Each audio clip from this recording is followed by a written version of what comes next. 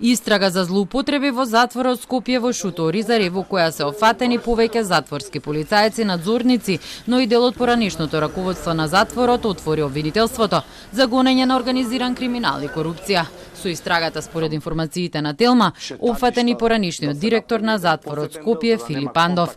Тој бил повикан на разговор во полициската станица Пролет.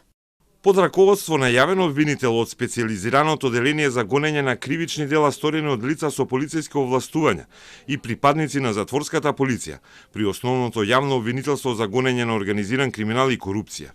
По наредба на судија, на претходна постапка полицејски службеници од одделот за сузбивање на организиран криминал и корупција при МВР извршуваат претреси на локации во Скопје. Од обвинителството и од МВР најавија подетални информации во текот на денот. Уште во јули беа утврдени злоупотреби во затворот, а Телмо откри и дека недостасуваат затвореници во келиите во Шуто Оризари. Сознанијата од контролата беа веднаш доставени до МВР и до обвинителството, а во оваа акција се приведени некои од лицата за кои управата за извршување на санкции констатирала злоупотреби. Директорот на управата за извршување на санкции Александар Пандов за Телма изјави дека подоцна биле откриени финансиски злоупотреби за што биле известени надлежните органи и со тоа се проширила истрагата.